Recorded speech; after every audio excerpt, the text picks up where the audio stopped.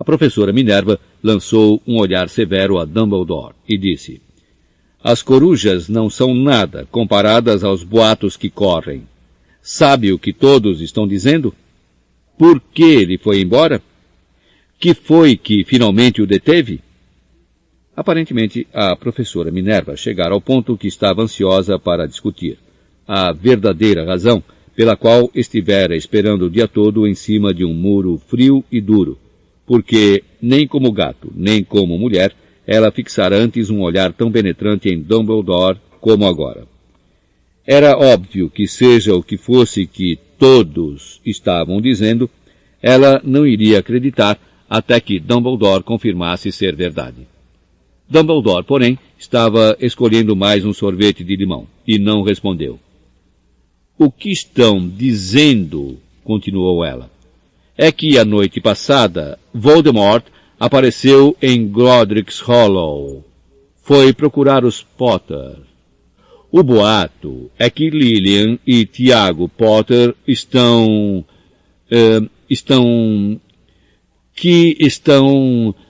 mortos. Dumbledore fez que sim com a cabeça. A professora Minerva perdeu o fôlego. Lilian e Tiago? Não posso acreditar. Não quero acreditar. Ah, alvo! Dumbledore estendeu a mão e deu-lhe um tapinha no ombro. Eu sei, disse deprimido. A voz da professora Minerva tremeu ao prosseguir. E não é só isso. Estão dizendo que ele tentou matar o filho dos Potter, Harry, mas não conseguiu. Não conseguiu matar o garotinho. Ninguém sabe o porquê, nem o como, mas estão dizendo que na hora que não pôde matar Harry Potter por alguma razão, o poder de Voldemort desapareceu e é por isso que ele foi embora. Dumbledore concordou com a cabeça, sério. É verdade? Gaguejou a professora. Depois de tudo que ele fez, todas as pessoas que matou, não conseguiu matar um garotinho? É simplesmente espantoso, de tudo que poderia detê-lo, mas, por Deus, como foi que Harry sobreviveu? Só podemos imaginar, disse Dumbledore. Talvez nunca cheguemos a saber. A professora Minerva pegou um lenço de renda e secou com delicadeza os olhos por baixo das lentes dos óculos. Dumbledore deu uma grande fungada ao mesmo tempo em que tirava o relógio de ouro do bolso e o examinava. Era um relógio muito estranho. Tinha 12 ponteiros, mas nenhum número. Em vez deles, pequenos planetas giravam à volta. Mas devia fazer sentido para Dumbledore, porque ele o repôs no bolso e disse: Hagrid está atrasado. A propósito, foi ele que lhe disse que eu estaria aqui, suponho. Foi. E suponho que você não vai me dizer por que está aqui e não em outro lugar. Vim trazer Harry para o tio e a tia. Eles são a única família que lhe resta. Você não quer dizer... Você não pode estar se referindo às pessoas que moram aqui, exclamou a professora Minerva, pulando de pé e apontando para o número 4. Dumbledore, você não pode. Estive observando a família o dia todo. Você não poderia encontrar duas pessoas menos parecidas conosco. E tem um filho. Eu o vi dando chutes na mãe até a rua, berrando porque queria balas. Harry Potter vir morar aqui? É o melhor lugar para ele, disse Dumbledore com firmeza. Os tios poderão lhe explicar tudo quando ele for mais velho. Escrevi-lhes uma carta. Uma carta? Repetiu a professora com a voz fraca, sentando-se novamente no muro. Francamente, Dumbledore, você acha que pode explicar tudo isso em uma carta? Essas pessoas jamais vão entendê-lo. Ele vai ser famoso, uma lenda. Eu não me surpreenderia se o dia de hoje ficasse conhecido no futuro como o dia de Harry Potter. Vão escrever livros sobre Harry. Todas as crianças no nosso mundo vão conhecer o nome dele. Exatamente, disse Dumbledore, olhando muito sério por cima dos óculos de meia-lua. Isso seria o bastante para virar a cabeça de qualquer menino. Famoso antes mesmo de saber andar e falar. Famoso por alguma coisa que ele nem vai se lembrar.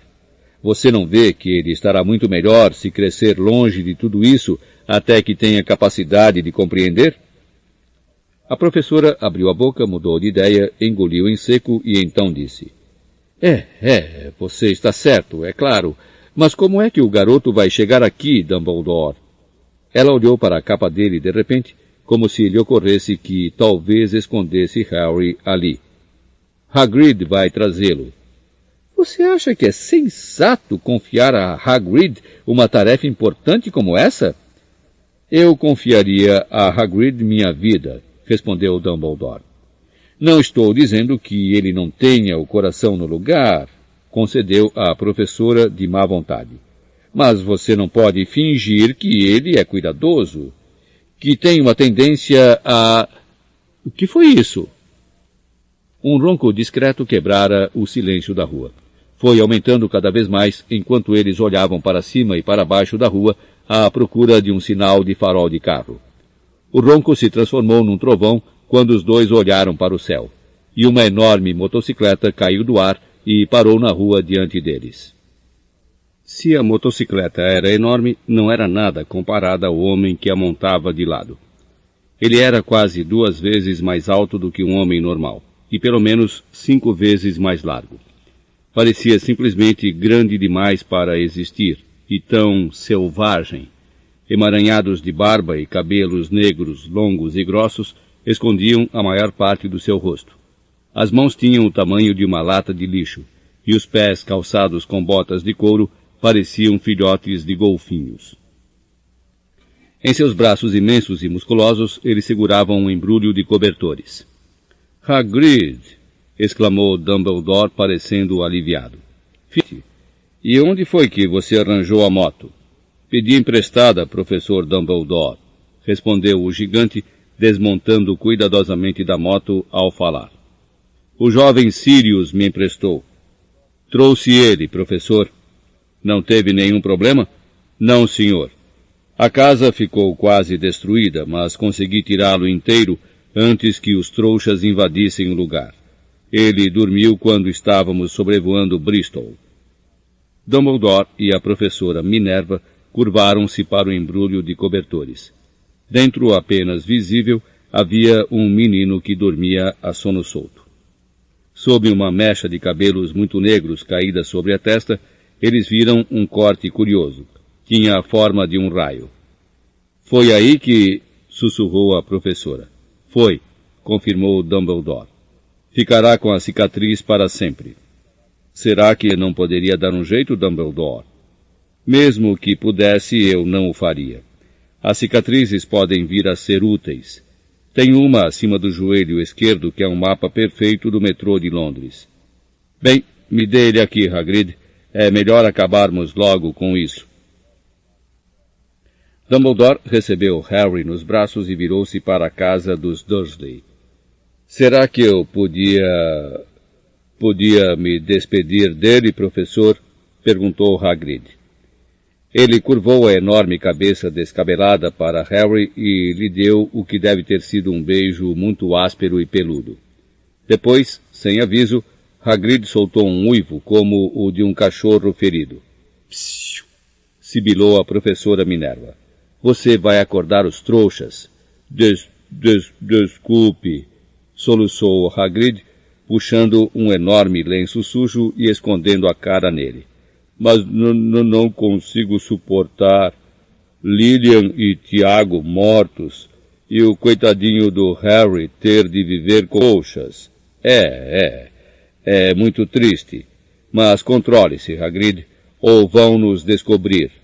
Sussurrou a professora, dando uma palmadinha desajeitada no braço de Hagrid, enquanto Dumbledore saltava a mureta de pedra e se dirigia à porta da frente. Depositou Harry devagarinho no batente, tirou uma carta da capa, meteu-a entre os cobertores do menino e em seguida voltou para a companhia dos dois. Durante um minuto inteiro, os três ficaram parados olhando para o embrulhinho. Os ombros de Hagrid sacudiram. Os olhos da professora Minerva piscaram loucamente e a luz cintilante que sempre brilhava nos olhos de Dumbledore parecia ter se extinguido. Bem, disse Dumbledore finalmente. Acabou-se. Não temos mais nada a fazer aqui. Já podemos nos reunir aos outros para comemorar. Disse Hagrid com a voz muito abafada. Vou devolver a moto de Sirius. Boa noite, professora Minerva. Professor Dumbledore. Enxugando os olhos na manga da jaqueta, Hagrid montou na moto e acionou o motor com um pontapé. Com um rugido, ela levantou o voo e desapareceu na noite. Nos veremos em breve, espero, professora Minerva, falou Dumbledore com um aceno da cabeça. A professora Minerva assoou o nariz em resposta. Dumbledore se virou e desceu a rua. Na esquina parou e puxou o apagueiro. Deu um clique e 12 esferas de luz voltaram aos lampiões, de modo que a rua dos alfeneiros de repente iluminou-se com uma claridade laranja, e ele divisou o gato listrado se esquivando pela outra ponta da rua. Mal dava para enxergar o embrulhinho de cobertores no batente do número 4. Boa sorte, Harry, murmurou ele. Girou nos calcanhares e, com um movimento da capa, desapareceu. Uma brisa arrepiou as cercas bem cuidadas da Rua dos Alfeneiros, silenciosas e quietas sob o negror do céu, o último lugar do mundo em que alguém esperaria que acontecessem coisas espantosas. Harry Potter virou-se dentro dos cobertores sem acordar. Sua mãozinha agarrou a carta ao lado, mas ele continuou a dormir, sem saber que era especial, sem saber que era famoso, sem saber que iria acordar dentro de poucas horas com o grito da Sra. Dursley ao abrir a porta da frente para pôr as garrafas de leite do lado de fora, nem que passaria as próximas semanas levando cutucadas e beliscões do primo Duda. Ele não podia saber que, neste mesmo instante, havia pessoas se reunindo em segredo em todo o país que erguiam os copos e diziam com vozes abafadas: A Harry Potter, o menino que sobreviveu. Fim do CD 1.